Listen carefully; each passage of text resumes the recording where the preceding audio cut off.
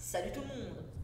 Désolé pour l'écho, l'appartement n'est pas encore complètement meublé. Par contre, pour l'audio, on devrait mieux s'en sortir parce que mon chéri a été me chercher ça la dernière fois qu'il est passé à l'ancien appart. Yay! Merci chéri!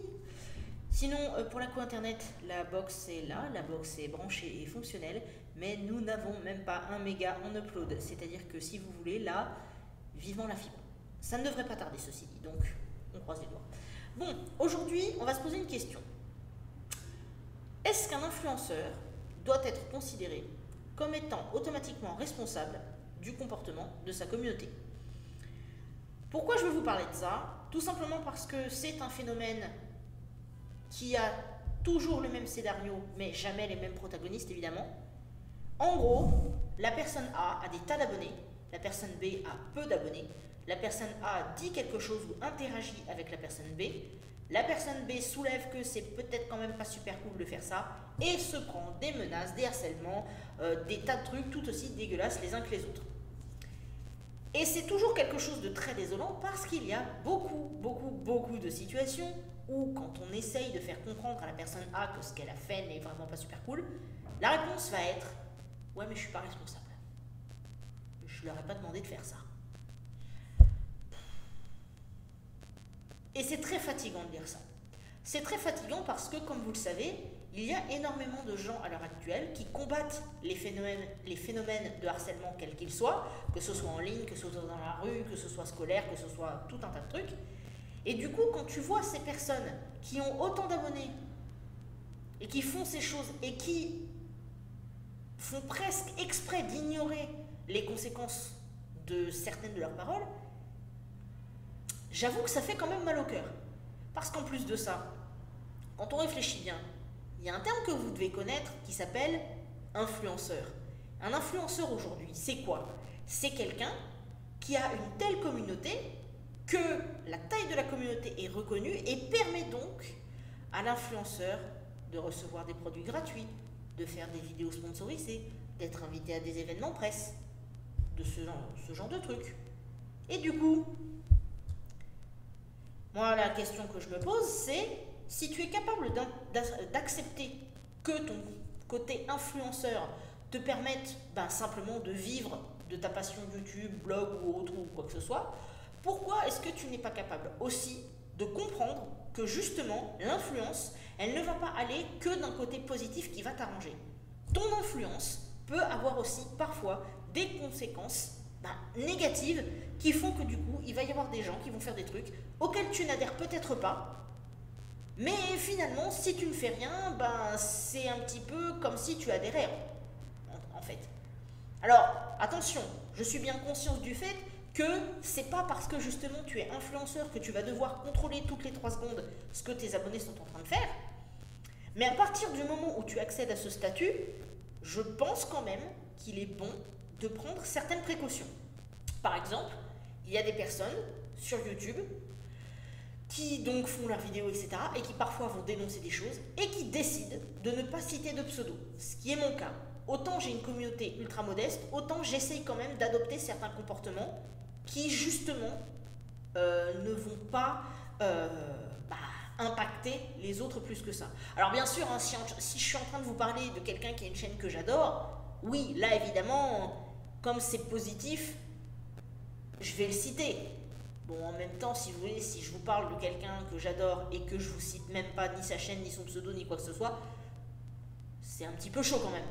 Par contre, si à un moment donné, il m'arrive d'avoir un avis négatif sur quelque chose, à moins que ce soit vraiment quelque chose de grave et qu'il faut absolument que ce soit dénoncé en mode public, etc., machin, tout ça, non, il y a des trucs, j'en parlerai pas. Je ne dirai pas le nom des gens. Parce que ça sert à rien. Et parce que même à mon niveau, c'est déjà arrivé qu'il y ait des gens qui commentent sur la chaîne et direct, tu as 2-3 personnes qui viennent en mode vas-y, il faut défendre Sandrine, etc. Et si vous voulez, bon, évidemment que d'un côté, ça me touche un petit peu qu'on veuille prendre ma défense et tout ce qui s'ensuit. Mais ce qui me touche beaucoup moins et ce qui m'énerve, c'est de me rendre compte qu'il y a beaucoup de personnes qui estiment que ça justifie des comportements de merde. Alors à mon échelle, c'est facilement contrôlable. Mais du coup, quand tu arrives à 100 000, 200 000, 500 000 abonnés, tu fais comment? Eh bien, d'une part, non seulement tu fais attention à la manière dont tu interagis avec les gens, mais en plus, de temps en temps, tu essayes de faire des rappels. Et attention, hein, je parle de rappels honnêtes. Je ne vous parle pas de la personne qui va faire une vidéo sur le harcèlement pour se donner bonne conscience. On en a plein qui le font ça aussi. C'est-à-dire que tu participes à des phénomènes, et puis, finalement, parce que ça fait bon genre, parce qu'à un moment donné, il faut peut-être aussi se racheter une image, tu vas pondre ta petite vidéo, et voilà, ça y est, c'est bon. Bah non, justement, c'est pas bon. C'est pas bon parce que c'est pas suffisant. Je pense qu'à un moment donné, il faudrait quand même qu'il y ait des personnes dans tous ces milieux qui soient un petit peu cohérents. Et franchement, je me dis que si tu n'es pas capable d'accepter toutes les conséquences qui viennent avec ton côté influenceur, tu devrais tout lâcher en fait. Parce que c'est un ensemble ces trucs-là. T'as pas l'un sans l'autre. Alors on dit souvent, oui mais c'est comme ça, oui mais c'est Internet, etc. Ah bah c'est sûr que si on reste fataliste comme ça et qu'on ne fait rien, les choses ne changeront jamais.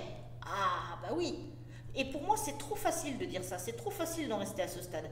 C'est pour ça que j'essaye régulièrement de réfléchir à ce genre de phénomène. Et j'avoue que là, celui-là, il fait quand même mal au cœur. Parce que quand tu vois Prenons l'exemple de Twitter, pour pouvoir pointer du doigt un site en particulier. Quand tu vois certaines merdes qui se passent sur Twitter, le nombre de copines que j'ai qui ont voulu simplement dire oui mais au fait tu sais ce que t'as dit c'est pas cool. Le nombre de harcèlements, d'insultes qu'elles se sont prises, il y en a même une qui à cause de tout ça a dû simplement désactiver son compte et quitter Twitter parce que ça devenait beaucoup trop. Et à chaque fois c'est la même chose. On nous dit ouais si on supporte pas, faut quitter le réseau, gna gna gna, machin tout ça. Mais attendez, c'est pas logique ce genre de raisonnement.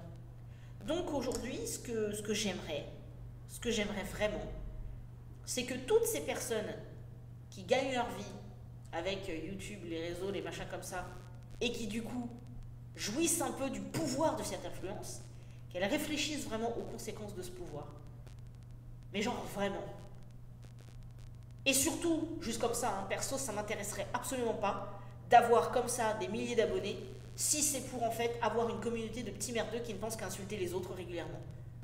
Je préfère encore rester comme ça avec la communauté qu'on a créée ensemble, où on est bien, où on peut discuter et où on peut échanger, plutôt que de me retrouver avec 500 000 abonnés du jour au lendemain et avoir simplement une horde de personnes féroces prêtes à bondir au moindre message. J'avoue que non, là effectivement, ça ne m'intéresse pas. Je ne suis pas sur les réseaux pour ça. Avoir de l'influence, oui, mais pas à n'importe quel prix. Sur ce, je vous embrasse, je vous dis à très bientôt et bon courage pour les personnes qui en ont besoin.